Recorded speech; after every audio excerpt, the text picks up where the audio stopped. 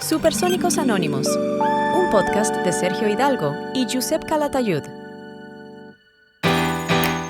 Hola, ¿qué tal? ¿Cómo estáis? Bienvenidos al episodio 8 de Supersónicos Anónimos. Conmigo está, como siempre, Sergio Hidalgo. Sergio, ¿qué tal? ¿Cómo estás? Muy buenas, ¿cómo estáis? Bienvenidos a todos. Oye, antes de entrar en materia, esta semana he visto por tu Instagram que has tenido una reunión con seguidores del canal, ¿no?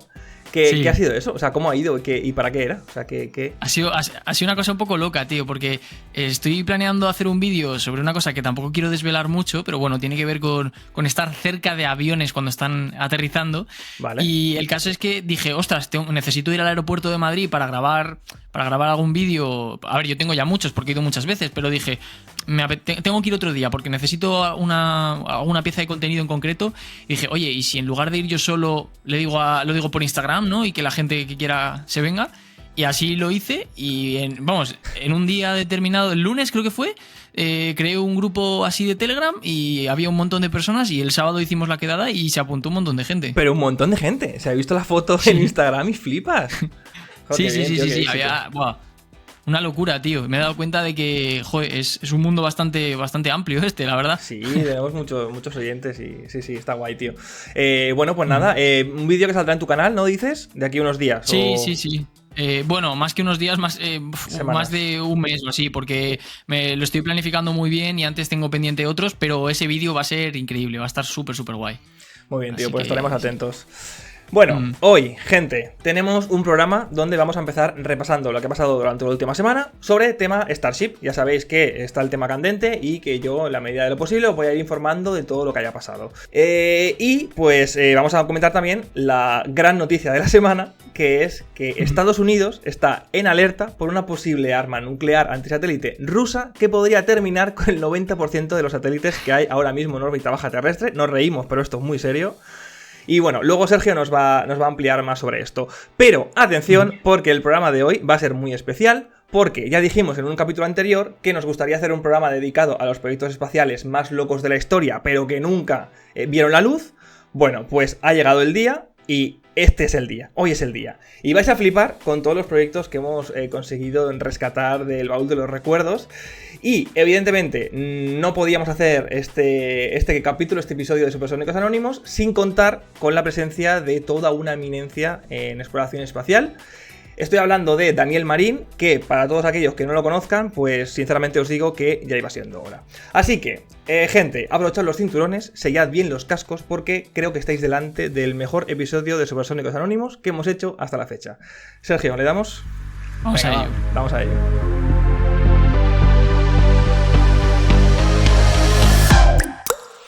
Bueno, gente, vamos a empezar con las noticias de la semana de tema Starship. Ya sabéis que estamos a punto de ver el lanzamiento de la Starship. La semana pasada dijimos aquí en el podcast que la Starship S28 y el Super Heavy Booster 10 ya estaban apilados en la plataforma de lanzamiento, y las novedades de esta semana son básicamente que SpaceX ha intentado hacer un wet dress rehearsal, es decir, un ensayo de lanzamiento, en 2 ocasiones, la semana pasada, y en ninguna de las 2 ocasiones han conseguido hacerlo correctamente.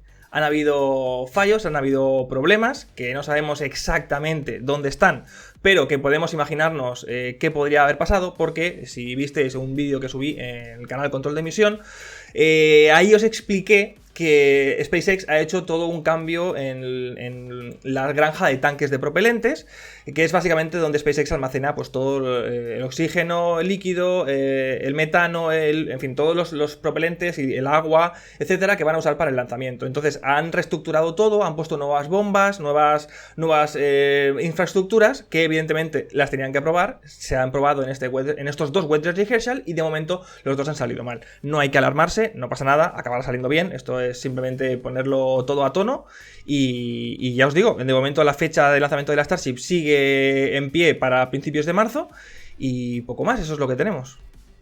¿Se sabe algo de la FAA, algo de la autorización? Nada todavía, ¿no? no sabemos nada de la FAA, que tiene que otorgarles la licencia de lanzamiento, todavía nada. Ya tuvimos informaciones de Christian Davenport, ya os lo comenté en el anterior podcast, que en principio saldría a finales de febrero. A mediados de febrero, finales de febrero, como ya estamos a mediados, pues vamos a pensar que va a ser a finales de febrero. Y bueno, pues en principio tendría que estar al salir. Elon Musk puso un tuit hace muy poquito, hace pues una semana ahora, después de lanzar nosotros el podcast anterior, que dijo que la Starship debería volar en unas 3 semanas. Es decir, esta sería la primera semana que Elon Musk cuenta que falta para esas 3. Vamos, que ellos cuentan con que la Starship más o menos va a estar preparada para principios de marzo. Vamos, que seguramente lo que tú dijiste, que para mediados de marzo lo vamos a tener en el aire seguro. Mi apuesta es que antes del 15 de marzo se lanza. Sí. ¿Ah, sí? ¿Antes? Sí, esa es mi apuesta, sí. Yo creo que está todo listo ya. Esta semana se tendría que producir ya el Wet Dress Rehearsal exitoso. Y tras esto, esta es la última prueba, como sabéis, que tienen que realizar los prototipos. Una vez que el Wet Dress Rehearsal ya está listo, se van a desapilar los prototipos y ya estarán esperando a que la FAA les dé el visto bueno para lanzar. Y una vez tengamos el visto bueno de la FAA, pues suelen ser un par de días y tenemos lanzamiento. Una pregunta, Josep. El Wet Dress Rehearsal, si lo tengo bien entendido, es como si fuera una simulación de que van a hacer un lanzamiento, pero antes de hacer el lanzamiento paran. Básicamente es como que llevan todo hasta unos pocos segundos antes, ¿no? Y antes lo cortan, ¿verdad? Exactamente, es que claro, como estamos hablando de prototipos nuevos que no se han probado nunca, pues tienen que hacer Wet Dress Rehearsal, y que es exactamente lo que acabas de definir tú. En el futuro, cuando SpaceX consiga reutilizar los prototipos, aquellos prototipos que hayan realizado un Wet Dress Rehearsal, un ensayo de lanzamiento, ya no tendrán que pasar por otro. Esto es algo que vemos muy a menudo por ejemplo, los Falcon 9. Los Falcon 9 que ya se han reutilizado muchas veces, no hacen un encendido estático ni hacen un Wet Dress Rehearsal, porque ya SpaceX ya ha demostrado que ese cohete es capaz de aguantar bien los propelentes en el interior, aguantar, en fin, todo lo que tiene que aguantar el cohete antes del lanzamiento, y por tanto pues no hay necesidad. Así que sí. Ajá. Una pregunta también que me ha surgido, que de hecho me surgió hace tiempo y creo que es el momento para preguntarte si fallara algo en el Wet Dress Rehearsal y no se parara el lanzamiento, ¿ha llegado a pasar o podría llegar a pasar? ¿Sabes? Y que de pronto, sin tenerlo preparado, se lance el cohete. Que yo sepa no ha pasado nunca. Pero hombre, es peligroso. Piensa que en la plataforma de lanzamiento tiene que estar totalmente despejada y no puede haber nadie. Es como si... Es que es un ensayo de lanzamiento que se aborta a pocos segundos antes de la ignición. Entonces, que yo sepa, no hay constancia de que esto haya ido mal nunca, en el sentido de que un cohete haya explotado o se haya encendido sin querer en los motores y haya salido para arriba. En principio esto no ha pasado nunca. Pero bueno, es peligroso porque estás cargando un cohete con dos propelentes que si los juntas con una pequeña fuente de ignición, tienes una explosión fuerte. Así que hay que ir con cuidado. ¿Y sabes más o menos cuánto tiempo? Es que yo no me acuerdo. ¿De cuánto tiempo es la cuenta atrás en Starship? En plan, cuando hacen el lanzamiento, ¿sabes? Bueno, no, la cuenta atrás empieza horas antes. Horas, ¿no? Cuando empiezan a cargar, ¿no? Sí, no sé, ahora te lo diría de memoria, pero a lo mejor 4 horas. Sí. Hay diferentes holds en la cuenta atrás. O sea, holds son momentos en los que se para la cuenta para que los equipos de tierra, bueno, básicamente el control de misión de SpaceX, puedan verificar que todo está correcto para proceder con las siguientes etapas del countdown, de la cuenta atrás. Pero sí, 4 horas y pico. Y casi todos los cohetes suele ser así.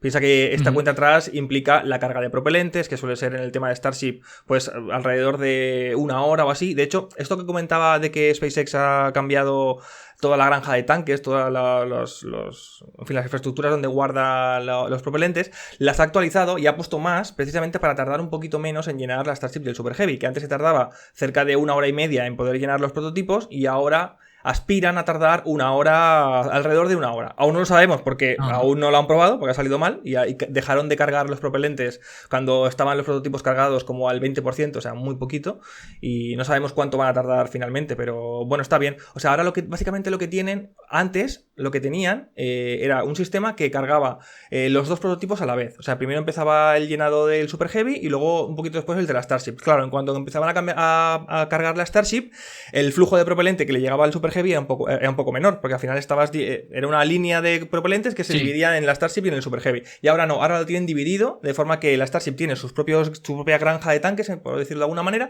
y el Super Heavy tiene su propia granja de tanques. Entonces, claro, va mucho más rápido el proceso. Claro. Claro. Sí. Por cierto, que yo supongo que todo el mundo lo sabrá, pero Josep hace unos pedazos de actualizaciones Bueno, entonces estoy hablando de Josep aquí en tercera persona y te tengo aquí delante. Pero sí, que haces unos pedazos de vídeos de actualizaciones. Ahora, cuando se acercan los lanzamientos, que si alguien no los está viendo, vamos, no sé qué hacen, porque el otro día, además, es que te lo dije, sacaste uno, no me acuerdo cuándo fue, ¿el viernes? Semana pasada.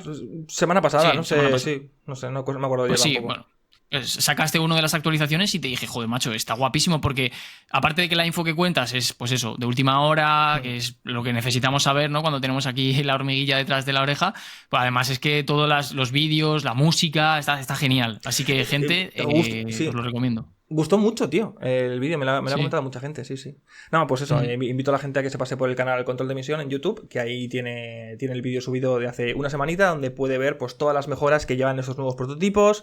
Hablamos también del tema de la licencia, de cuándo se podría lanzar, y yo creo que lo importante del vídeo, sobre todo, es las mejoras, o sea, que tienen los nuevos prototipos de diferente en respecto a los prototipos anteriores y que en principio les tendrían que llegar para alcanzar por fin la órbita, para que la Starship pueda por fin alcanzar la órbita. Así que eso. Bueno, Sergio, vamos con lo que ya he dicho antes, que era la noticia de la semana. Cuéntanos, o sea, adelante. Voy yo. Vale, es que puede liarse bastante, se ha liado mediáticamente, pero puede liarse de verdad. Y es que, al parecer, Rusia...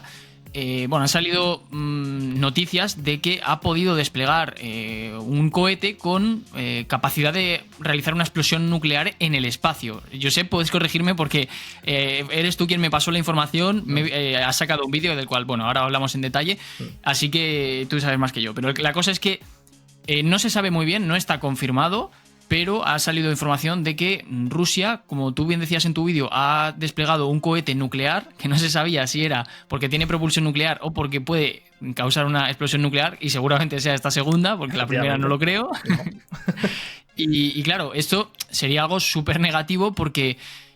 los efectos que puede tener una explosión de estas características en el espacio pues afectan al campo magnético, pueden llenar la parte más baja del espacio, o sea, la parte más baja del espacio de partículas cargadas con pues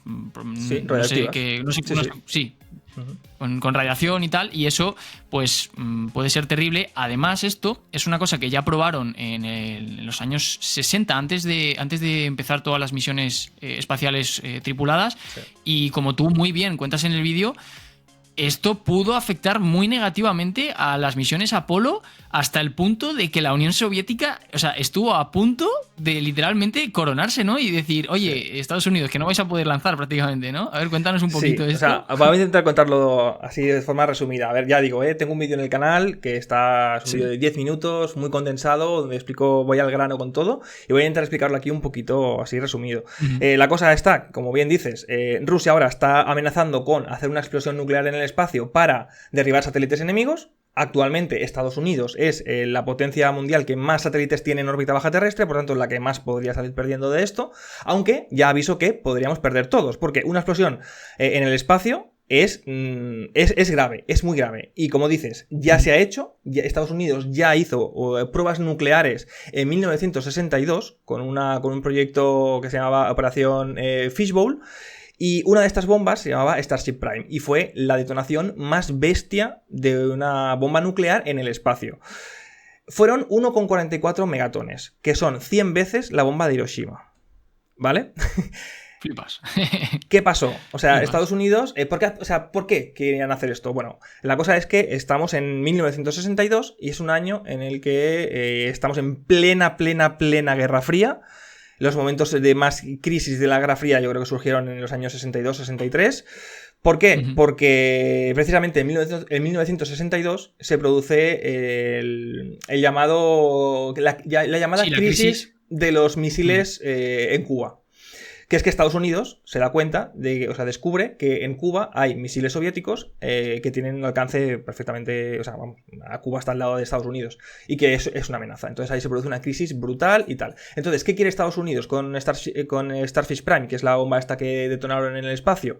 Pues querían ver si una explosión nuclear en el espacio podía llenar de radiación los cinturones de Van Allen, aquí hago una paréntesis, los cinturones de Van Allen son unas regiones en el espacio alrededor de nuestro planeta que están donde se acumula toda la radiación, es decir, toda la radiación que nos llega del Sol, que nos llega de los rayos cósmicos, etcétera. El campo magnético terrestre la recircula, por decir de alguna manera, y la pone en una región como unos cinturones alrededor de nuestro planeta, que se llaman los cinturones de Van Allen. Y son, pues eso, zonas de una intensa radiación que, de hecho, las misiones Apolo, como decías antes, o sea, cada vez que se hace una misión espacial, pues hay que pasar por los cinturones de Van Allen, y en principio la radiación que un astronauta puede sufrir ahí es poquita, ¿vale? No es nada, es como, me parece que era como 6 o 7 veces más alta que volar en un avión.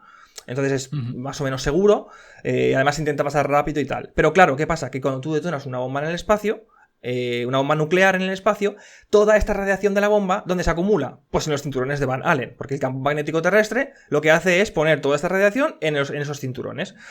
¿Qué pasa? Que esto es muy peligroso, y Estados Unidos lo sabía, pero lo que pretendía Estados Unidos era que si la Unión Soviética enviaba un misil a Estados Unidos, que Estados Unidos pudiera detonar una bomba nuclear en el espacio, que con toda esa radiación que se generaría, y ese pulso electromagnético que genera, se frieran literalmente los componentes electrónicos de cualquier misil, y por tanto no pudiera llegarle a impactar ningún misil en Estados Unidos. Esta era la teoría. Lo que pasó fue mucho más grave y mucho más inesperado, porque explotó la bomba y pues en 1 kilómetro a la redonda se quedaron, lo más perjudicado fue Haití, me parece, que esta era una isla del Pacífico. Sí, ¿no? Del Pacífico, creo que sí. Bueno, da igual. Haití no. Haití está en el Atlántico. Sí, en el Caribe. En el Atlántico Sur. Vale, perdón, me he equivocado. Bueno, da igual. El caso es que alrededor de Haití, 1 kilómetro a la redonda, se quedaron todas las poblaciones sin luz, sin teléfono, sin televisión, sin radio. O sea, todas las ondas de electromagnéticas se cancelaron totalmente debido a la explosión de la bomba. Se creó una aurora boreal tremenda que duró, no sé, como 6 o 7 minutos en el cielo de color rojo, que asustó, pues evidentemente, a todo el mundo. Y, principalmente, se produjo un pulso electromagnético tan potente que es que Estados Unidos desplegó una serie de barcos, aviones, lanzó cohetes también al espacio para monitorizar cómo había sido esta explosión, y fue tan intensa, tan fuerte, que los instrumentos no tenían la escala suficiente y se saturaron todos. O sea, no pudieron hacer medidas reales porque fue bestial. Básicamente eso. Y la Unión Soviética, después de esta prueba de Estados Unidos, que nadie se piense que se quedaron de brazos cruzados, porque también hicieron pruebas nucleares, eso sí, fueron bastante más pequeñas que las de Estados Unidos, pero bueno, también lo probaron, y principalmente lo que quería la Unión Soviética era probar esta interferencia de las telecomunicaciones que podía haber cuando tú detonabas una pequeña bomba nuclear en el espacio, pues para poder dar un poco de, pues eso, si quieres atacar a un enemigo o lo que sea, pues puedes hacer explotar una bomba nuclear por encima suyo, anulas todas las radiofrecuencias, no se pueden comunicar, y entonces digamos que tienes todo el terreno ese ganado. Sí, no, y desde esos años habían acordado, por así decirlo, no volver a reventar algo nuclearmente en el espacio, ¿no? ¿Eso llegó a ser un tratado oficial o era un tratado no firmado? Sí. Esto es un tratado que se firmó un año después, en 1963, porque la humanidad se dio cuenta de que esto de las bombas nucleares se nos estaba yendo de las manos. Entonces se firmó un tratado que se llamó tratado parcial, porque no era total, y es que lo que se prohibía en este tratado era el uso de bombas nucleares tanto en el espacio como en el agua, como en la superficie terrestre, pero no impedía hacer pruebas nucleares bajo tierra. Esto sí que se permitía. Entonces era un tratado parcial que firmó tanto Estados Unidos como la Unión Soviética, por suerte, porque eran pues eso, las potencias que tenían armamento nuclear, pero que no fueron las únicas. También hubo pues, muchísimos países que también firmaron este tratado, que finalmente, con los años, ya no recuerdo qué año fue, ya se firmó el tratado de no proliferación nuclear que tenemos hoy en día, y que en principio casi todos los países han firmado, menos Corea del Norte y algún otro. Vale, y para cerrar esta noticia, hay una cosa que no has dicho y la voy a introducir, pero no la vamos a contar para que lo vean en tu vídeo, ¿vale? Y es que el tema de las misiones Apolo, hubo un momento en el cual si se hubieran tirado más bombas nucleares en el espacio, las misiones Apolo no podrían haberse llevado a cabo, ¿vale? Voy a exagerarlo mucho, no es así. Josep lo explica muy bien en su vídeo. Casi que sí. Y por eso he dicho que claro, y por eso he dicho que la Unión Soviética estuvo a punto de coronarse. Os lo dejamos para que lo veáis en su vídeo, ¿lo vale? Sí. Porque de verdad es increíble. O sea, sí, lo dejamos ahí. Lo dejamos ahí, que ya hemos comentado suficiente. Bueno, gente, pues hemos llegado ya al momento en el que estamos esperando. Yo la verdad que tenía muchas ganas de recibir a Daniel Marín, Sergio también, y ya os digo, si no lo conocéis, hoy lo vais a conocer y vais a flipar. Vais a flipar también con todos estos proyectos aeroespaciales que os hemos traído, porque yo estoy convencido de que muchos no los conocíais y vais a alucinar. Así que, Sergio, si te parece, vamos a presentar a Daniel y vamos con ello. Muy bien. Venga, va. Vamos ahí. Hoy nos visita Daniel Marín, astrofísico y divulgador científico. Es el autor del blog Eureka, todo un referente en el sector espacial. Y, básicamente, es una enciclopedia espacial, con forma de persona. Bueno, gente, pues ya estamos aquí con Daniel. Muy buenas, Daniel, ¿qué tal? ¿Cómo estás? Hola, ¿qué tal? ¿Cómo estamos? Bueno, yo creo que... Bueno, Josep, ¿ibas a decir algo? No, que yo estoy encantado de que Daniel esté aquí, ya lo he dicho antes, porque nos va a ilustrar con 3 temas que ya me ha comentado y que yo he de reconocer que no conocía. O sea, uno quizá lo conocía un poquito, pero vamos, que seguro que son súper interesantes y que tengo muchas ganas de empezar. Sí, porque si no estoy equivocado, Daniel, pues tú eres astrofísico, ¿verdad? Pues sí, yo estudié astrofísica, lo que pasa que, bueno, desde pequeñito siempre me ha entusiasmado el universo en general, por eso estudié astrofísica, pero sobre todo la exploración del espacio, ¿no? Entonces, pues la labor divulgativa mía la he enfocado más bien a la parte, pues, de todo lo relacionado con la exploración del espacio, más que a la parte de astronomía astrofísica.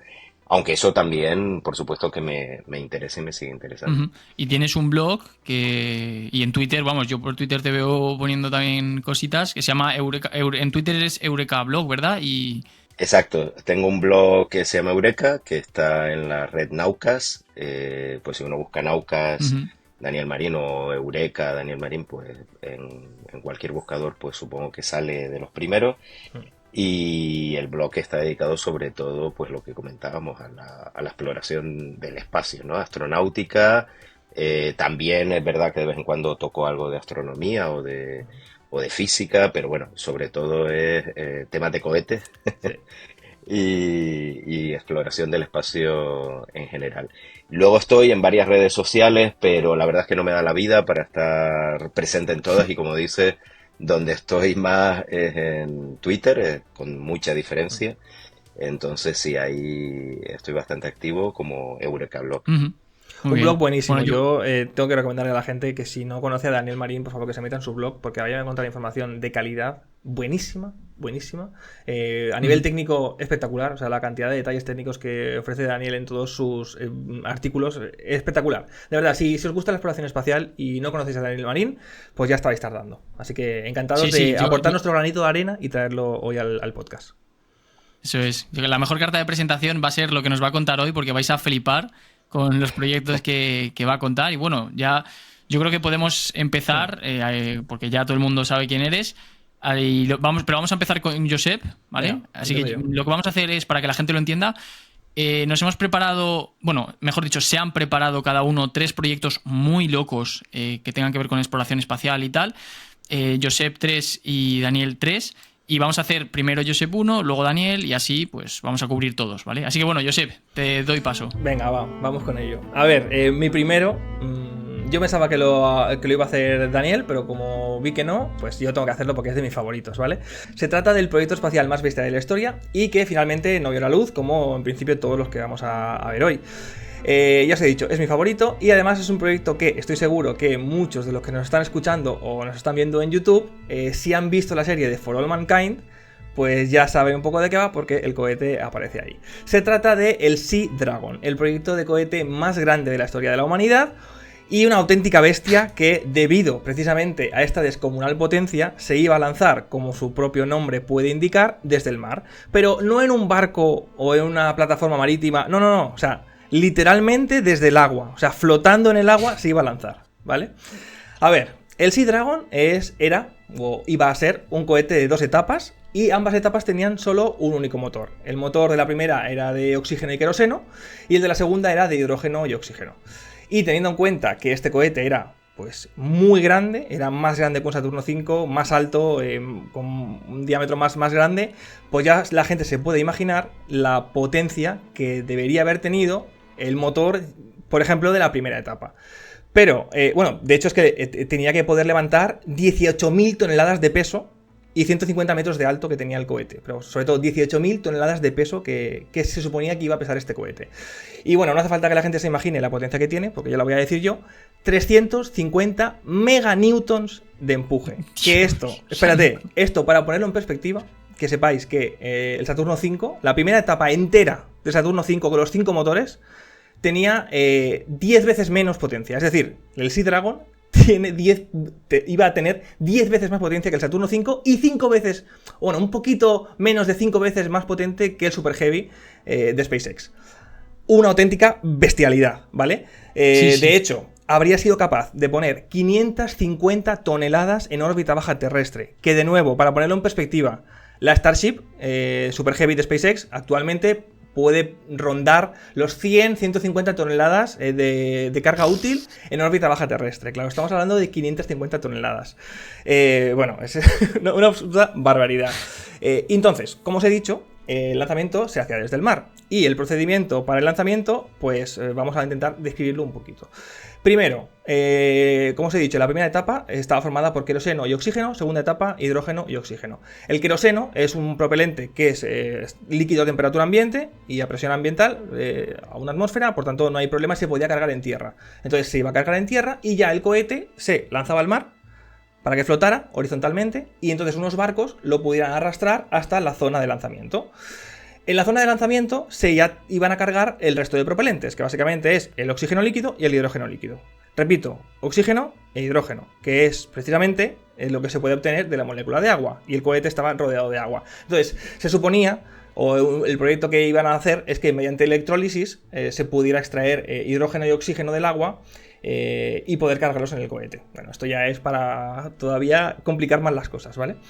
El caso es que una vez que el cohete ya hubiera estado cargado de los propelentes, se iba a hacer, tenía como unos compartimentos en la parte posterior del cohete, en la parte de atrás, que se podían inundar con agua, de manera que el cohete, que hasta ahora había estado horizontal, pasara a ser vertical y estuviera listo para el lanzamiento. Y desde fuera, desde fuera de la superficie del agua, lo que habríamos visto es pues una pequeña porción del cohete sobresalir, como si fuera un iceberg, ¿no? Y la parte, sobre todo la gran parte del cohete estaría bajo el agua. Es como un iceberg, pero un iceberg que puede ir al espacio, básicamente.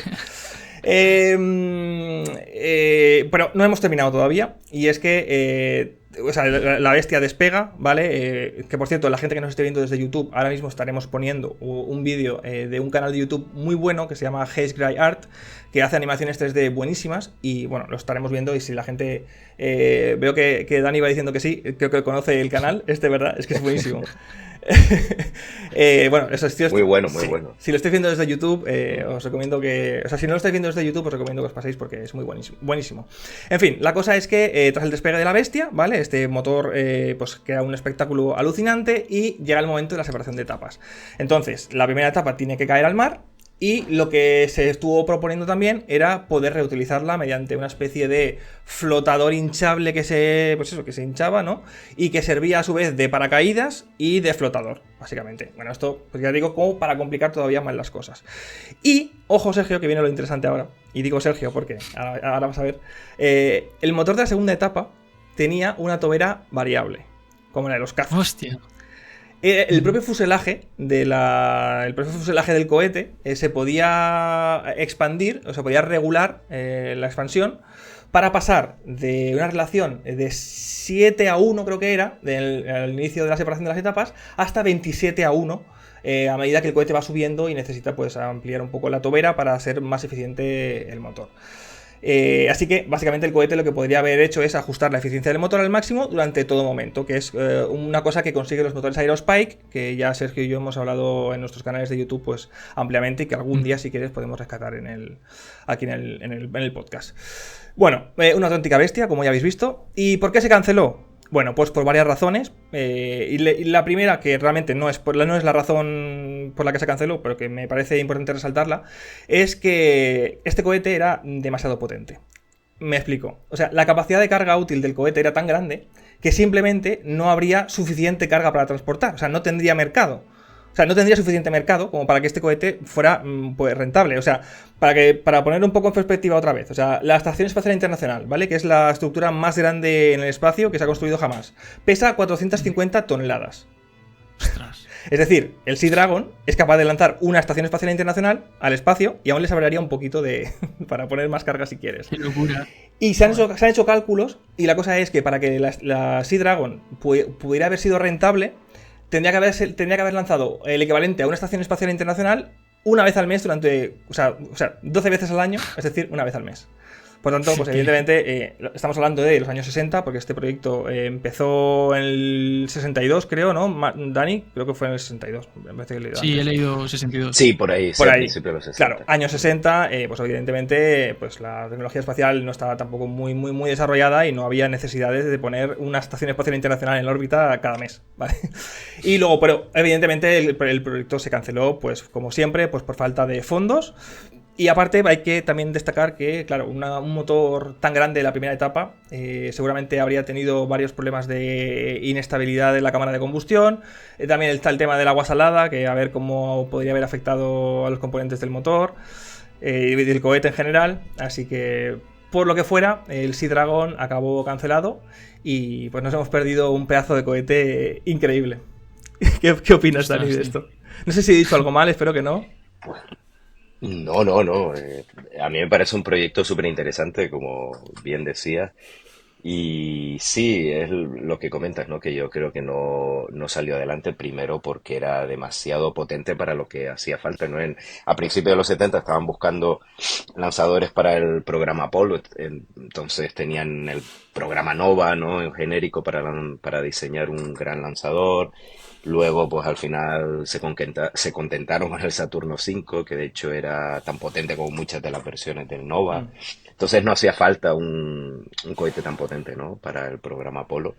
Y luego lo que has comentado, el tema del agua salada, de que, bueno, era casi un cohete, como leí una vez por ahí, que era para construirlo, pues más que la industria aeroespacial tenían que recurrir a la industria náutica, ¿no? Porque Sí. al estar en el agua era casi como un barco, un submarino, más que un cohete. Claro. Y claro, no es algo que sea fácil convencer o sea, era fuera del campo de la experiencia de las empresas aeroespaciales. En fin, que adelantado a su época y también muy exótico para ser aprobado y que no había necesidad, pero es un proyecto fascinante. Sí. Sin duda. ¿Esto creéis que puede tener alguna viabilidad en un futuro? Es que yo creo que es demasiado grande para cualquier tipo de futuro igualmente, ¿eh? O sea, ¿cómo lo veis? Buena pregunta. Creo que ahora mismo con el paradigma de cohetes gigantes, que es lo que marca Starship, y todo el mundo está con Starship y siguiendo Starship, me refiero a la hora de diseñar proyectos de cohetes gigantes, pues no hace falta un Sea Dragon porque todo el mundo está pensando en Starship o cómo emularlo. Si se queda corto ese modelo o hace falta algo más grande o alguna alternativa, a lo mejor, ¿no? Pero por ahora yo creo que el paradigma es Starship y lo estamos viendo, ¿no? Que, bueno, realmente solo Estados Unidos y China están desarrollando Estados Unidos Starship y China el Larga Marcha 9, pero no veo yo no veo necesidad, ¿no? para diseñar el Sea Dragon actualmente, pero quién sabe si hace falta, pues bueno. Claro, que un futuro. Es que la Starship va a tener el mismo problema que. O sea, no va a tener el mismo problema porque al final es menos carga, pero que se va a tener que buscar un mercado a la Starship también. O sea, la Starship principalmente va a servir sobre todo para lanzar los satélites versión 2 Starlink, que SpaceX los quiere ya empezar a poner en órbita, que son satélites como más grandes, con más capacidad y tal, pero que luego van a tener que buscar, cuando acaben ya de lanzar todos los otros satélites Starlink, pues van a tener que buscar un mercado para la Starship, que no creo que tarde mucho en conseguir, ¿no, Dani? Porque sobre todo se van a presentar muchas estaciones espaciales comerciales cuando la Estación Espacial Internacional pues se decida ya desorbitar, pero bueno, va a haber que buscarle un mercado. Sí, bueno, habrá que ver si tienen dinero esas estaciones espaciales comerciales porque sí quieren usar la Starship, pero claro, hace falta el dinero, no tanto para el lanzamiento, que entiendo que SpaceX no se lo va a poner especialmente caro, pero sí para lo que es todo el coste de construcción, operación, etcétera, etcétera. Pero sí, tiene ese problema. ¿Verdad que, por ejemplo, en el caso del cohete chino, Larga Marcha 9, se lo plantean como un proyecto estratégico, no comercial? O sea, necesitan esa capacidad de Claro. carga y les da igual si lo lanzan una vez cada 2 años o 10 veces al año, no saben, ¿no? Pero quieren tenerlo primero y luego ya verán exactamente para qué lo usan, más allá de lo obvio, bases en la Luna o viajes a Marte o cosas Sí. así, o grandes ondas espaciales y este tipo de Telescopios, misiones. sí. Pues la idea es esa, desarrollarlo y luego ya veremos en qué se aplica. Qué bueno. Una cosa, para no irnos del tema, porque es que si no esto va a ser infinito, una pregunta que se me ha Sí. ocurrido. ¿Alguien en algún momento respondió a la pregunta de por qué tiene que lanzarse desde el mar? En plan, ¿cuál es la ventaja de eso? No la he pillado. Y esto Dani lo va a decir mejor. Pero yo he entendido, por lo que he buscado y tal, que era por la enorme potencia del motor. O sea, que ¿dónde pones eso? ¿No? ¿Sí, no? Sí, básicamente. Sí, de hecho, en los 60 hay un montón de proyectos de supercohetes, tanto soviéticos como de Estados Unidos, y sobre todo en la parte de proyectos de Estados Unidos que lo que buscan es lanzarlos desde plataformas marinas. El Sea Dragon está sumergido, semisumergido, pero otras variantes, incluso el Saturno V, cosas así como muy bestias y muy locas, pues se plantean lanzarlos desde plataformas porque si no en tierra es un desastre, ¿no? Si explota, pues tienes ahí una mini explosión nuclear en tierra que nadie querría. Ostras, qué Vaya bueno. tela. Vale, pues podemos pasar a la siguiente, ¿no? Con Daniel, yo creo que... Vale, venga, Venga, va. bueno, pues yo esto como fue un poquito, esto es a ciegas, ¿no? Nosotros planteamos estos proyectos, yo no sabía cuál traían y yo planteé esto. Venga. Entonces ha sido un poco al azar, o sea, mis proyectos no siguen ninguna línea argumental, sino bueno, ha sido básicamente lo primero que se me ocurrió. Venga. Pero hay proyectos locos para elegir, pues evidentemente en la historia de la astronáutica muchísimo. Bien, pues yo lo que quería plantear era un proyecto, mejor dicho, dos proyectos que son poco conocidos, muy poco conocidos. Uno es un proyecto estadounidense, el proyecto A119, y el otro es un proyecto soviético, el Y4 o E4, como lo quieran pronunciar, Y4 en ruso, la letra E y E en cirílico, como lo quieran pronunciar. ¿Y qué tienen en común estos dos proyectos? Son proyectos para ir a la Luna, pero no para ir a la Luna pues con una sonda espacial normal o una misión tripulada, sino básicamente lo que consistían era en llevar un arma nuclear a la Luna y detonarla. Y ya está. O sea, ¿Pero para qué? ¿Para qué? Eso es todo lo que es el proyecto. ¿Para qué? Muy buena pregunta. Claro, estamos a finales de los 50, ¿no? En el 57 pues tenemos el Sputnik e inmediatamente después del Sputnik y del Laika hay una primera carrera espacial por la Luna. Luego pues todos sabemos lo que es la carrera lunar con el Apolo, etcétera. Pero a finales de los 50, sobre todo 57, 58, hay una carrera lunar cortita, aunque luego se extiende evidentemente durante más años, pero en que tanto Estados Unidos como la Unión Soviética quieren ser los primeros en llegar a la Luna con una sonda espacial no tripulada, lógicamente. Y bueno, pues empiezan a idear proyectos, a idear y a lanzar sondas, básicamente las diseñan sobre la marcha y las lanzan con una enorme tasa de fallo.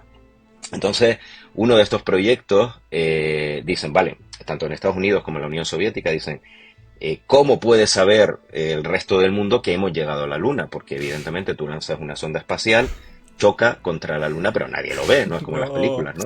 No se ve. Madre mía.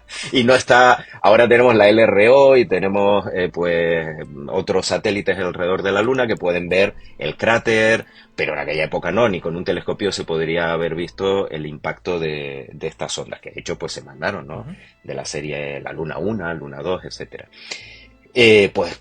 Pues ahí estamos el porqué. Entonces, tanto a estadounidenses como a soviéticos dijeron, bueno, pues si metemos un arma nuclear en una de estas sondas y la hacemos explotar al impactar contra la cara visible, lógicamente, pues se puede ver, la puede ver todo el mundo como un pequeño fogonazo y así podemos decir que hemos llegado a la Luna. Madre mía. Es una idea que, claro, lo piensas ahora, es muy loco. En la época también parecía bastante loco, pero como, bueno, era la Guerra Fría, había presupuesto ilimitado para todo y nadie quería quedarse detrás. Aquí sí que es verdad que no está muy claro si primero fueron los soviéticos, luego los estadounidenses, qué programa influyó más a cuál, porque evidentemente a ambos lados del telón de acero sabían lo que hacían los otros. Siempre estaba, ¿no?, pues el tema de inteligencia. Entonces no está claro si se desarrolló de forma independiente o realmente uno fue respuesta al otro. Hay ahí todavía cierta confusión. Pero el caso, bueno, el programa estadounidense, la 119, no llegó muy lejos, pero sí que es verdad que trabajaron científicos importantes como Carl Sagan, por ejemplo, que luego sería muy famoso, pues llegó a trabajar en este proyecto cuando era totalmente clasificado, claro. Luego se supo precisamente porque lo puso en su currículum, que había trabajado, o sea, puso en su currículum unos papers, unos artículos que había redactado como parte de este proyecto. Y claro, pues por lo visto lo puso, se publicó este currículum cuando todavía el proyecto no se había desclasificado del todo. Se creó ahí un poco de polémica, pero bueno, al final no pasó nada y el proyecto se desclasificó y como bueno, tampoco era una locura, pero al final no llegó a ningún lado, pues no pasó nada. En la parte soviética se llamaba Y4 porque, bueno, fue una serie era uno de los proyectos que se plantearon en 1958 para esta primera carrera lunar. Pues estaba Y1, Y2, Y3, Y4, Y5. Y1 era la serie de sondas Luna, que luego se llamarían, pues, Luna. Los soviéticos no eran muy originales con los nombres. Las sondas a la Luna eran Luna, las sondas a Venus eran Venus, Venera es Venus en ruso, y las sondas a Marte, Mars, ¿no?, que es Marte en ruso, y también en inglés, pero en ruso también.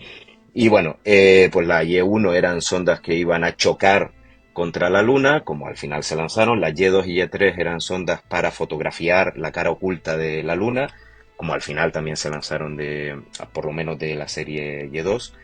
Y luego, pues la Y4 era esta propuesta de artefacto nuclear para chocar contra la Luna.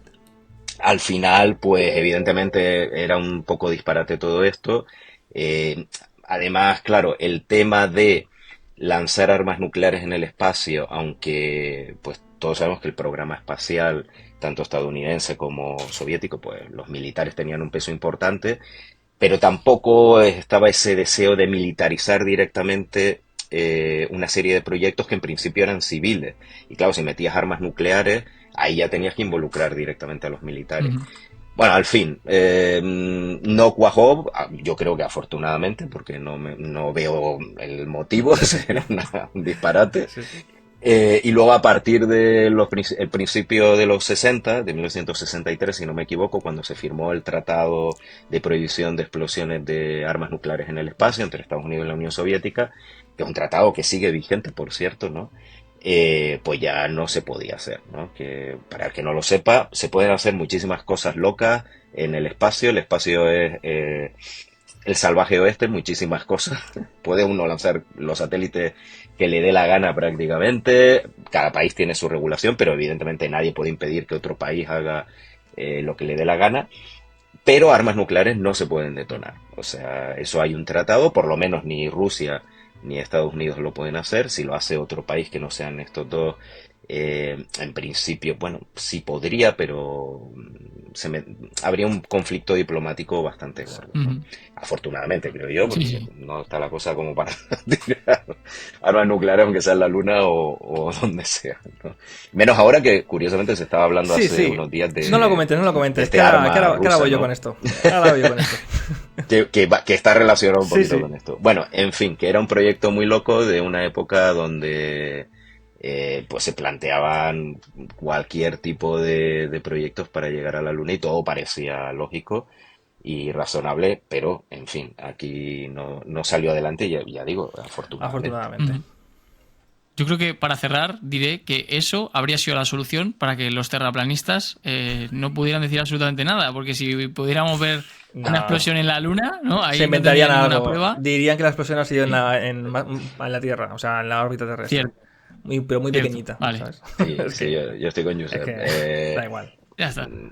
No, los no se puede, creo, yo aquí evidentemente puedo estar equivocado, pero creo que razonar con terraplanistas hardcore no se puede usar argumentos científicos y razonables con algo que es una fe, ¿no? Que realmente no es otra cosa que pues eso, es como una fe. Entonces pues el que quiera creer siempre se va a imaginar cualquier cosa para explicarlo.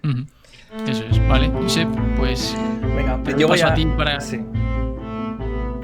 Cuéntanos tu segundo proyecto y a ver, te veo feliz. ¿Qué vas a contar? No, me veo feliz. Feliz no. Pero es que viene a colación porque me ha venido bien que Dani trajera un ensayo nuclear en la Luna para comentar ahora el mío. A ver, como ya hemos comentado antes, la semana pasada saltó la alerta en Estados Unidos por una información del servicio de inteligencia sobre una posible tecnología rusa antisatélite que involucraría energía nuclear. Básicamente, lo que se teme es que Rusia pueda amenazar con derribar satélites enemigos mediante una explosión nuclear en el espacio, algo que, como ya hemos dicho, no sería la primera vez que se hace porque Estados Unidos y la Unión Soviética también ya realizaron ensayos nucleares en el 62 y fueron pues potentes y más causaron más destrucción de lo que se esperaba. Bueno, el caso es que vamos a hablar del proyecto Orión, que consiste básicamente en una nave espacial impulsada literalmente por explosiones nucleares. El proyecto Orión es un concepto de nave espacial que se origina en la década de los 50, ¿vale? En Estados Unidos, y que se empieza a trabajar ya de verdad en el 58. De hecho, les llegan a otorgar 1 millón de euros al año para este proyecto. La idea básica detrás de este cohete con explosiones nucleares es utilizar explosiones controladas de dispositivos nucleares, o sea, bombas atómicas, para generar la propulsión. La nave espacial estaría equipada con una gran placa de acero en la parte posterior, es decir, en la parte de atrás del cohete, que vendría siendo un mecanismo para evitar que la nave reciba la explosión nuclear que va a ocurrir detrás. Y se detonarían bombas atómicas de forma periódica detrás de ellas, o sea, no una, sino varias, en forma de pulso, en plan boom, boom, boom, boom, así, y que la onda expansiva de la explosión golpeara la placa generando un impulso que propulsaría la nave hacia adelante. Este sistema, claro, prometía ser una manera increíblemente eficiente para propulsar una nave, es decir, tenía un impulso específico muy alto, pero es que además permitía alcanzar velocidades también muy altas en poco tiempo, que esto es algo que normalmente no pasa. Cuando tú tienes un sistema de propulsión espacial, si es muy eficiente, suele ser con muy bajo impulso, o sea, con una baja propulsión, sí, y viceversa. Entonces, claro, esto era como la panacea, ¿no? O sea, como es súper eficiente, o sea, tenemos un impulso específico muy alto y encima, pues, proporcionar una velocidad muy alta en poco tiempo, lo cual era, pues eso, ideal. De hecho, curiosamente, las primeras versiones de este cohete iban a despegar desde el suelo. Y ahí a mí me sorprende que a nadie le resultó raro eso. En plan, sí, vamos a hacer un cohete que tenga explosiones nucleares y que haga varias, en plan, boom, boom, boom, boom, hasta que se eleve, o sea... Bueno, en fin, el caso es que al final alguien debió poner cabeza ahí y decir que esto solo se iba a hacer en las etapas más altas de un cohete, ¿vale? O sea, para que ya se hiciera en el espacio, que, como ya hemos visto, tampoco es que en el espacio sea inocuo. Pero bueno. De hecho, Von Braun, el artífice del Saturno V, era un defensor de este cohete y de hecho llegó a escribir un libro defendiendo por qué era una buena idea esto de hacer un cohete con explosiones nucleares detrás. Bueno, el caso es que se llegó a construir un prototipo, ¿vale? Que llegó a 100 metros de altitud, pero que no usaba explosiones nucleares, sino que fueron explosiones químicas. Se le hicieron 6 explosiones químicas, o sea, una tras de otra, y el prototipo llegó a alcanzar 100 metros de altitud, que a ver, es poquito, pero bueno, es un primer test de esta tecnología y bueno, estaba bien. De hecho, la NASA llegó a plantearse una misión a Marte que duraría 125 días con 8 astronautas, pero finalmente se acabó convirtiendo en otro proyecto maldito que finalmente no llegó a hacerse nunca y por la época en la que se hizo, pues como dice Marín, afortunadamente, porque de verdad, o sea, energía nuclear en los 60, menos mal que se acabó en el 63 con el pacto de la no proliferación, del Tratado de Prohibición Parcial de Ensayos Nucleares, que eso básicamente lo hemos explicado antes, ¿no? Porque prohibía el uso de armas nucleares tanto en el espacio como en el agua como en la superficie terrestre y solo dejaba vía libre, entre comillas, a hacer pruebas bajo tierra. Así claro, que... o sea, entonces con este tratado todos estos proyectos morían automáticamente, ¿no? Sí. ¿Qué tal, Dani? ¿Cómo lo has visto? ¿Alguna opinión sobre esto? Pues te he de decir que el proyecto Orión es uno de mis favoritos, ¿Sí? efectivamente. Me parece fascinante porque la base de lo que es el proyecto, o sea, el sistema de propulsión mediante explosiones atómicas, que eran bombas atómicas, se supone, no termonucleares, bueno, no de hidrógeno, ¿no? Funcionaba, que como tú lo has comentado, se construyó un prototipo, pero además pues se hizo mucho trabajo detrás de todos estos análisis, mucha gente trabajando en esto, y en principio no hay nada que impida que este sistema funcione y como tú comentas es tremendamente efectivo para moverse por el sistema solar. Para ir a otras estrellas, por ejemplo, no es la panacea, pero sí que para moverse por el sistema solar es un sistema de propulsión increíblemente eficiente. Sí que es verdad que muchos de los detalles siguen estando clasificados por motivos obvios. Entonces no sabemos si en algunos de esos detalles que no se han desclasificado, pues a lo mejor hay ahí alguna tecnología, alguna pega que tú dices, bueno, pues esto implementarlo a lo mejor no es tan sencillo. Pero más allá de que, sí, no es algo fácil, lógicamente, conseguir cientos de armas nucleares, meterlas en la nave, lanzarla y luego ir explotándolo para ir a Marte o a otros puntos del sistema solar, eso no es sencillo, pero en principio la tecnología funcionaba. Lo que pasa es pues un poco como los proyectos anteriores. Esto, aparte del tema nuclear, estaba demasiado adelantado su tiempo, ¿no? No había esa necesidad en los 60 para tener una nave que fuera capaz de prácticamente colonizar Marte. Esto es casi el sueño de Elon Musk, pero en los años 60, ¿no? Una pregunta, o sea, a mí me vienen dos a la cabeza. La primera es, cada impulso de estos que darían las bombas, ¿no sería un chute de aceleración tremendo para la gente de dentro? O sea... Sí, pero esta placa de acero que hemos dicho que llevaba el cohete detrás tenía como una especie de muelle, ¿no? Que absorbía el impacto de la explosión. Joder, y chaval. hacía que entiendo que la fuerza G fuera menor, ¿no? ¿No, Dani? Era así, ¿no? De hecho, era constante, o sea, lograban hacer, gracias a esta placa con amortiguadores, que la aceleración fuese constante, que dentro de la nave, en teoría, no notases empujones, sino que notases una aceleración constante, Buah. como si fuera propulsión química. Evidentemente, bueno, pues si alguno de estos amortiguadores sufría algún fallo, ahí Hombre. ya las cosas podían ponerse muy feas. Pero ya digo, en principio no había nada que impidiese que esto funcionase y estaba muy estudiado. Qué loco. Pero bueno, no sé. Sí, muy loco, muy loco. Por cierto, ¿Y no lo he dicho, otra? permite, Sergio, que la gente que lo esté escuchando, también os digo que este canal que hemos dicho antes, el canal de YouTube de Hayes Grayard, también tiene una animación de cómo ha sido este cohete.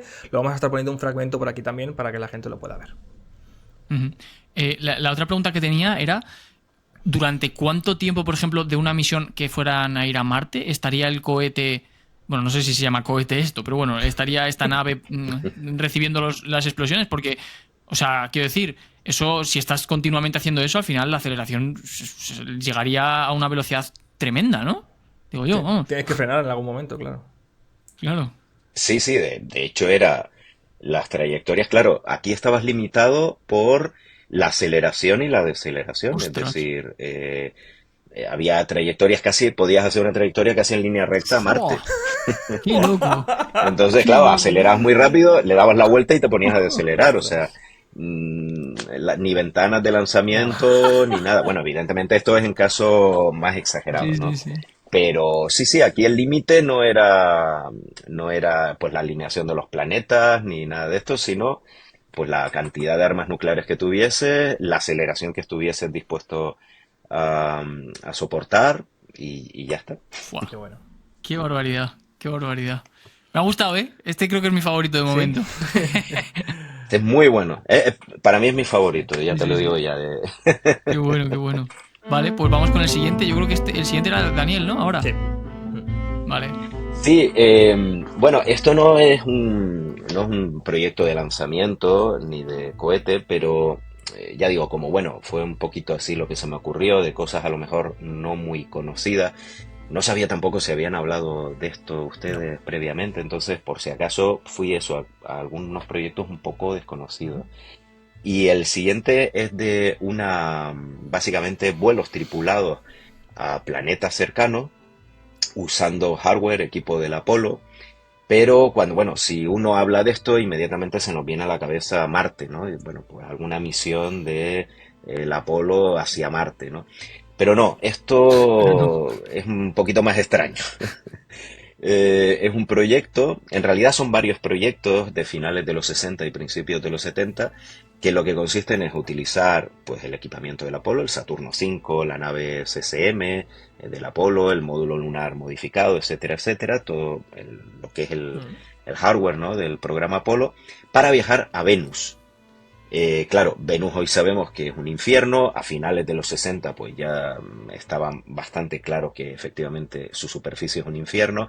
Entonces no era posarse en Venus, primero por este pequeño detalle, que su superficie es un infierno, y también por el tema energético, ¿no? Viajar a Venus y volver, una misión tripulada, la delta V, la energía que necesitas es brutal. Porque es un planeta prácticamente similar a la Tierra, además con una atmósfera súper densa, 90 atmósferas. Bueno, no es muy viable. Se puede hacer casi como de ciencia ficción, y de hecho hay proyectos parecidos para poder ir a Venus y volver a la superficie, pero estamos hablando de una misión realista.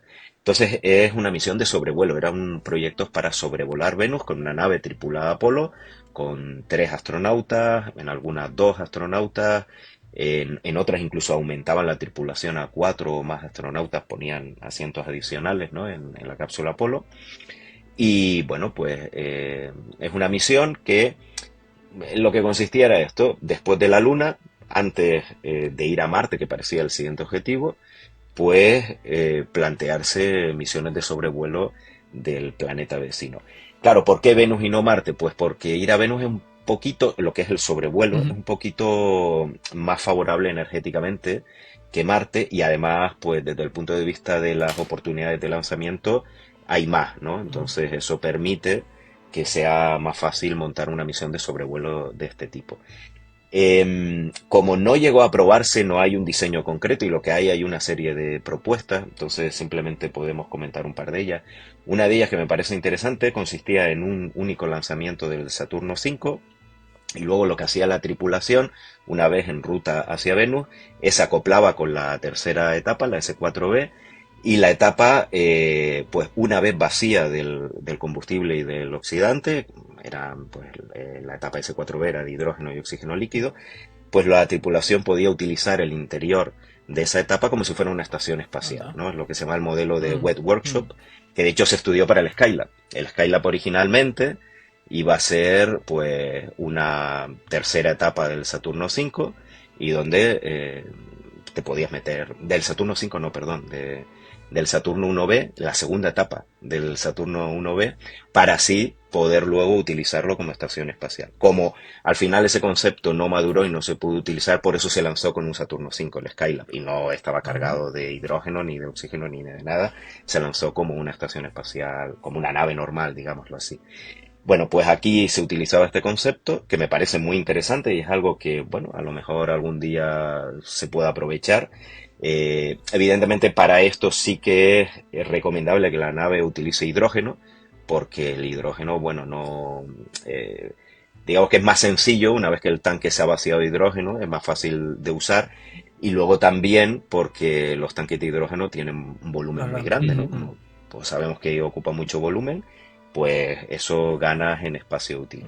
Esta era una variante, y luego había otras variantes más sencillas en las que simplemente pues se lanzaba un Saturno 5 normal, y en vez de un módulo lunar había pues como un módulo de misión para que los 3 o 2 astronautas pasasen ahí. Eso, estamos hablando de misiones que podían durar casi un año, ¿no?, en el espacio, pues un poquito más cómodo, no mucho más cómodo, porque realmente no estamos hablando de la Estación Espacial Internacional, sino son espacios muy pequeños y durante muchos meses. Eso dependía también de la ventana de lanzamiento, pero al menos, pues bueno, no estaban en la cápsula del Apolo, que hubiese sido una tortura que yo creo que solo prohíbe Imagínate, un año en la cápsula Apolo. O sea. Todos los tratados.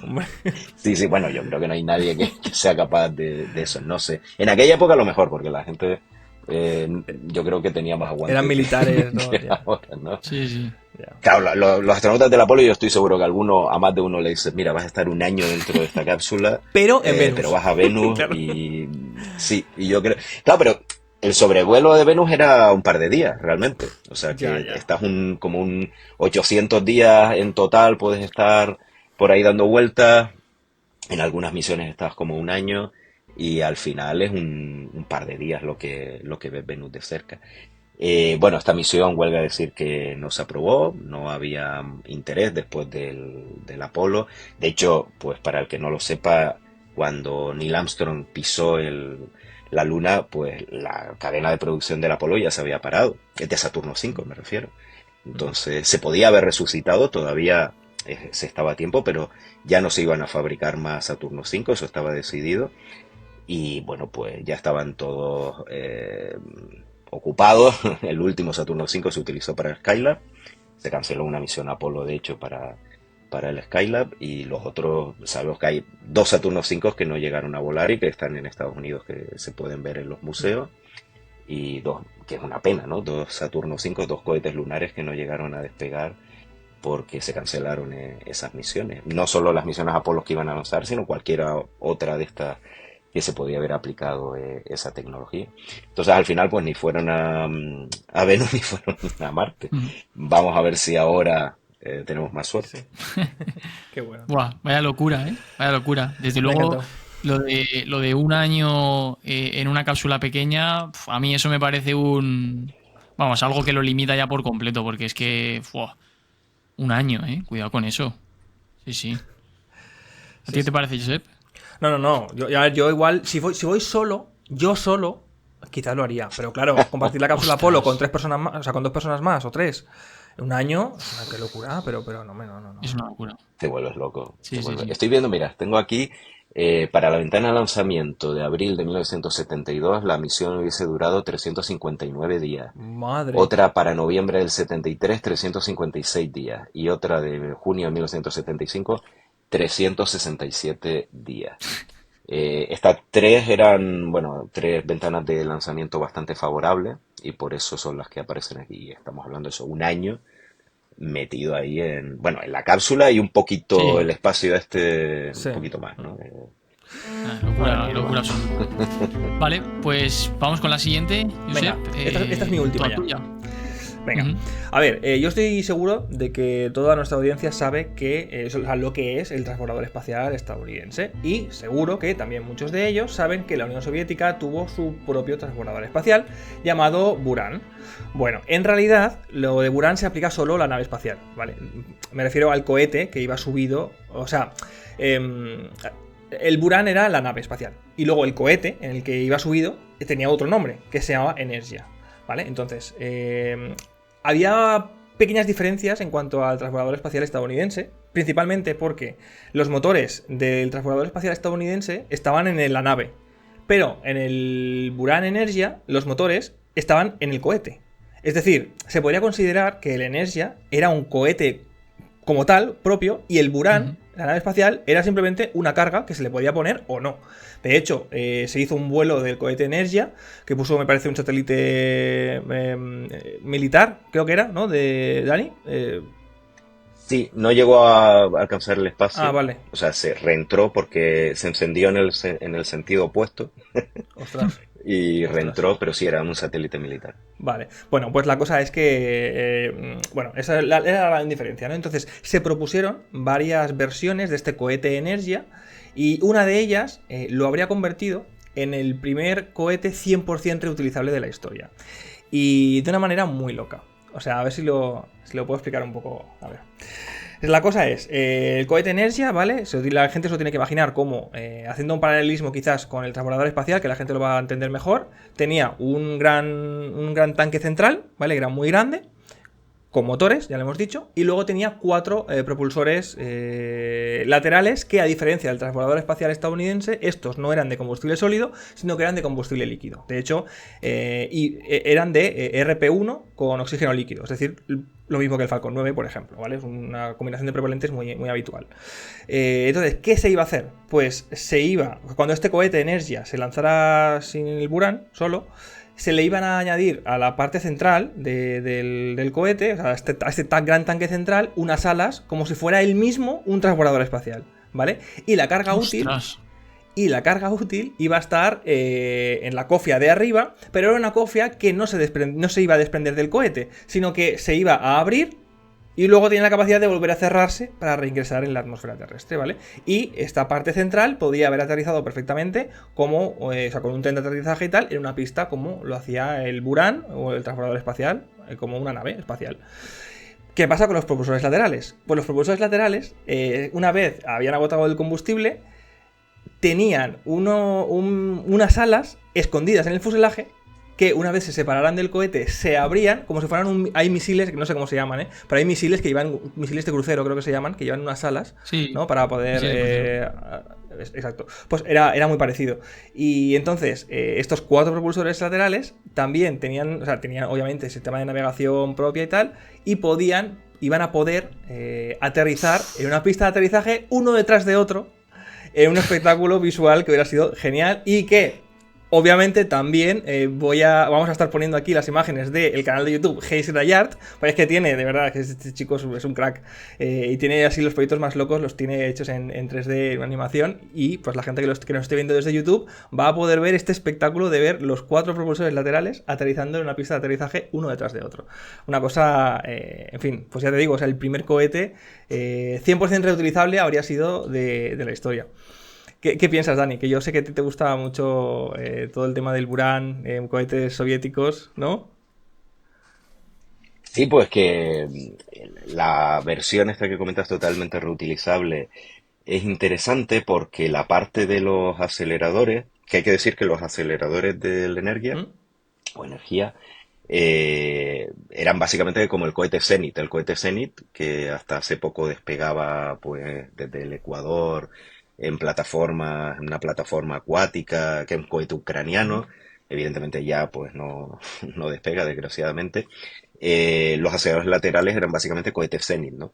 Bueno, pues este sistema con alas para reutilizarlo, esa tecnología siguió investigándose en Rusia después de la caída de la Unión Soviética y ha habido muchos proyectos para resucitarlos y de hecho todavía, hasta actualmente hay muchos proyectos, hay un par de ellos al menos que intentan resucitar esta tecnología. Lo que pasa es que, Rusia ahora mismo no tiene, obviamente, dinero ni es la prioridad ahora mismo este tipo de proyectos. Pero vamos, que esa tecnología se ha planteado y hasta que el Falcon 9 cambió el paradigma y dijo, pues se vio que lo más efectivo era utilizar aterrizaje vertical de cohetes. Se ha estudiado mucho, ¿no? El tema de reutilizar lanzadores con alas o con forma de cuerpo sustentador. Pero vamos, que es un proyecto que es muy interesante. Lo que pasa es que, el Buran al final...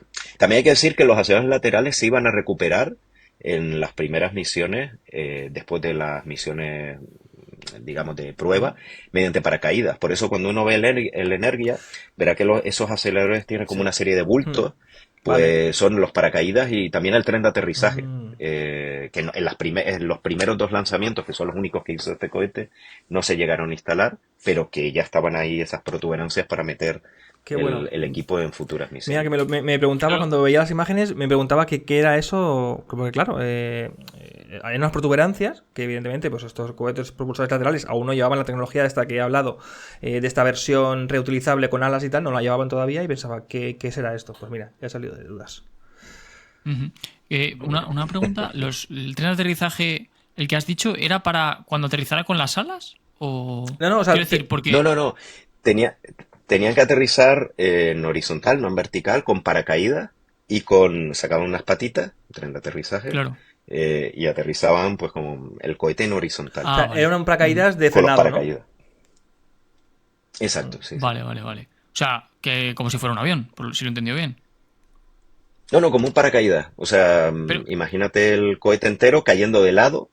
Ah, vale, en horizontal, pero cayendo como con un paracaídas, como por ejemplo... Exacto, sí, lo digo... Vale, no sé, ahora no me viene a la cabeza, pero he cogido la idea, sí.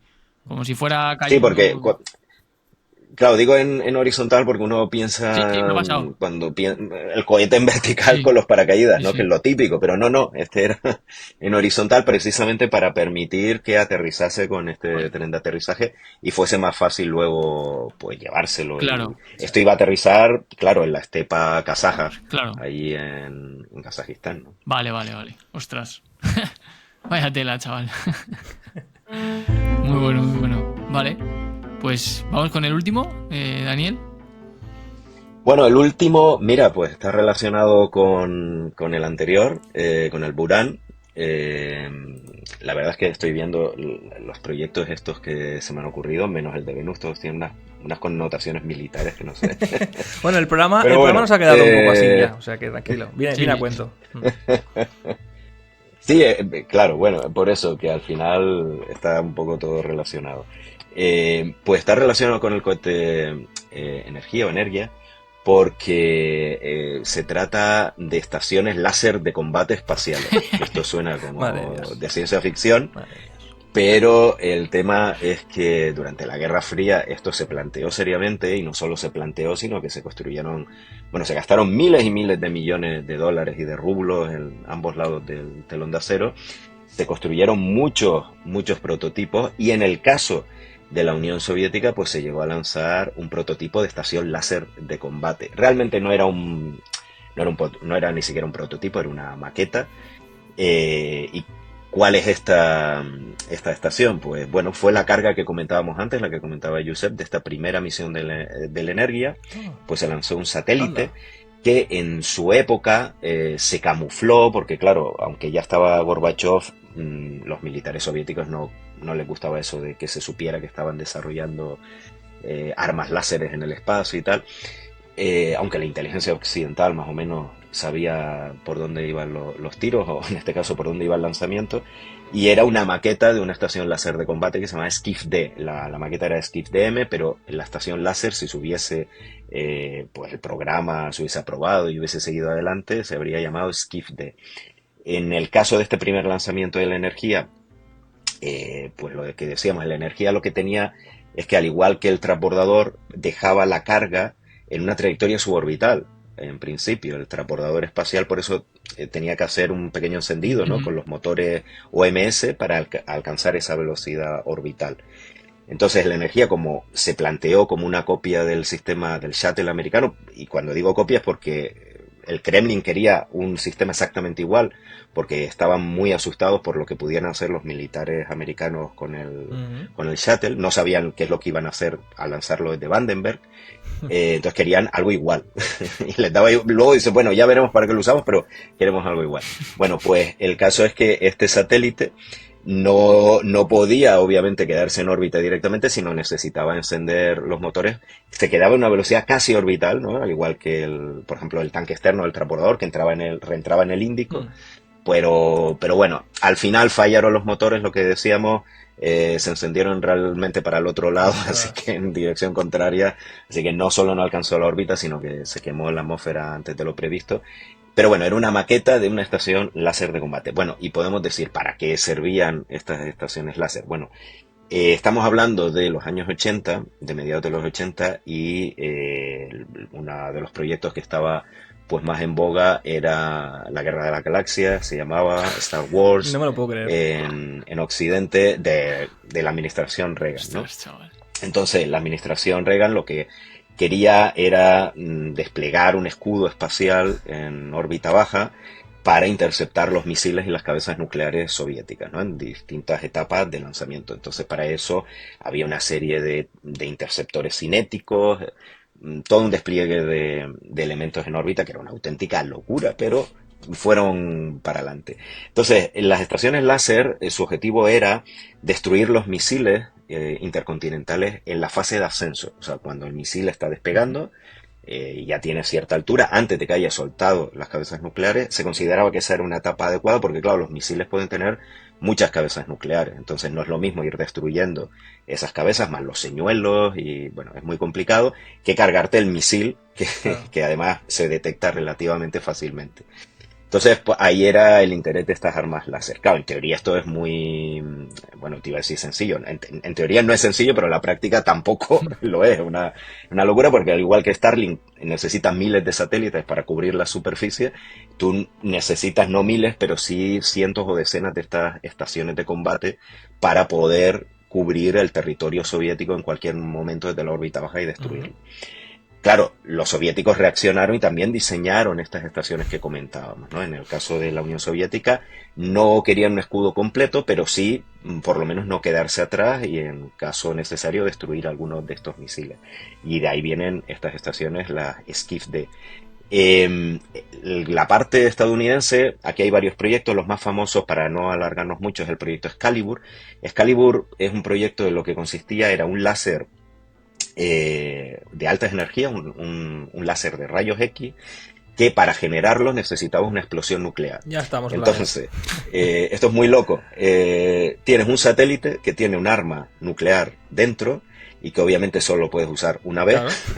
En el momento que explota ese arma, se generan varios haces, no tiene que ser solo uno, sino puedes tener varios haces de rayos X, y esos haces, en los microsegundos antes de que se desintegre el satélite, los enfocas a tu objetivo, que en este caso son misiles intercontinentales. Y en teoría, si el misil está fuera de la atmósfera, porque claro, los rayos X son absorbidos por las moléculas de oxígeno y nitrógeno en la atmósfera, pues te cargas el misil. Claro, el problema es que ya digo, es solo un uso y además estamos hablando de detonar artefactos nucleares en el espacio con todo lo que eso conlleva. Como esto era un poco loco y lo es, al final se decantaron por utilizar láseres más tradicionales, láseres en infrarrojo, y así nació también el proyecto Zenith Star, que estaba bastante avanzado y de hecho salió el presidente Reagan en una rueda de prensa con una maqueta de la Zenith Star, de la estación de combate, y se avanzó bastante en el tema de óptica adaptativa, de cómo modificar la forma del espejo del láser, ¿no? Para enfocarlo bien, teniendo en cuenta las turbulencias de la atmósfera, porque es como un telescopio, pero al revés, ¿no? Porque lo enfocas hacia la atmósfera, no los telescopios tienen óptica adaptativa porque están dentro de la atmósfera. Aquí sería desde fuera de la atmósfera para tener en cuenta las irregularidades de la atmósfera, ¿no? Y que el láser se colime bien y llegue en este caso al misil. Entonces eran láseres infrarrojos, pero claro, necesitabas un satélite tan grande que debía lanzarse en 2 pedazos con un Titan 4. O desarrollar un cohete nuevo, tipo hoy en día, pues claro, tendríamos ahí SLS o Starship, y se acoplaba en órbita estas 2 partes, una tenía lo que es el láser, el otro toda la óptica, y bueno, pues estamos hablando de cientos o de miles de lanzamientos para poder tener un escudo operativo. Claro, la Unión Soviética cayó en el 91, entonces ya el programa Star Wars, lo más importante, digamos, se canceló, aunque muchas de esas tecnologías todavía siguen ahí desarrollándose y digamos que siguen en marcha. Lo que pasa es que ya nadie se plantea cubrir, ¿no?, toda la órbita baja con interceptores láseres o cinéticos porque no sería viable. Claro. Estaríamos hablando de miles y miles de satélites y no es viable. Además que, y eso es una objeción que se hizo ya en el primer momento, ¿no?, cuando se planteó esto en los años 80 o en los 70 realmente, es que ese escudo nunca va a ser impenetrable. Tú, pues simplemente el adversario pone más cabezas nucleares, más señuelos y al final siempre van a llegar cuando estamos hablando de la Unión Soviética y de Estados Unidos en los años 80 que tenían miles y miles de cabezas nucleares. Entonces, con que 200 pasen, y evidentemente serían muchas más, ya te cargas un país entero. Entonces, bueno, pues al fin y al cabo no fue a ningún lado. Yo creo que también de forma positiva, porque quizás nos hubiese puesto más cerca de una guerra nuclear. Y bueno, otro proyecto loco que no siguió adelante. Que nos hemos perdido por suerte. Qué bueno. Qué bueno.